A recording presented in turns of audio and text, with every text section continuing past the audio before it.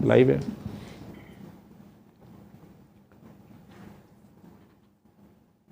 अस्सलातु वस्सलामु अलैका या रसूल अल्लाह वला आलिका वस्हाबिका या हबीब अल्लाह।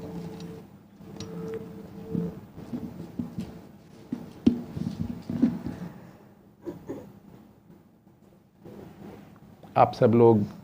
और जो लोग ऑनलाइन दुनिया में जहाँ भी बैठे होते हैं या बाद में भी वीडियोस देखते हैं, वो सारे के सारे,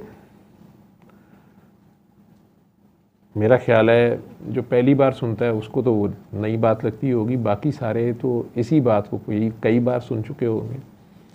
बहरहाल मैं दोहराता फिर हूँ कि इस दुआ सेशन का पर्पज़ या इस पैगाम शिफा का पर्पज़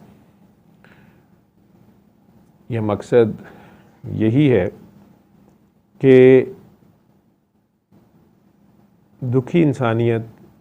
जहाँ कहीं भी दुनिया में कोई भी इंसान किसी भी रूहानी या जिस्मानी, तबई, गैर तबई, समाजी, मुआशरती, सियासी मसले का शिकार है, काले जादू, जिन्नात समझता है कि उसको तंग कर रहे हैं या किसी ने उसके ऊपर अमलियात करा दिए हैं या वो ख़ुद कहीं फंस गया है, किसी ऐसी बंद गली में आ गया है जहां वो अपनी पूरी कोशिशें करने के बावजूद, अपने वसाइल बुरे कार लाने के बावजूद उसके सुनवाई नहीं हो रही या वो बुरी तरह से फंस गया है, चाहे वो बीमारी है, चाहे वो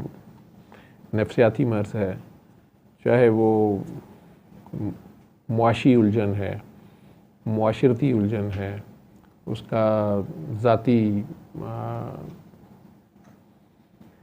मसला है या उसके घर वालों का मसला है, ये सारे चीज़ों के लिए हम एक ही हल बताते हैं। और आज एक पॉडकास्ट हम GNN वालों के साथ कर रहे थे, तो वहाँ भी वो बार बार मुझे कह रहे थे कि आप हर मसले के लिए सूरह रहमान बताते हैं कि सूरह रहमान सुनो,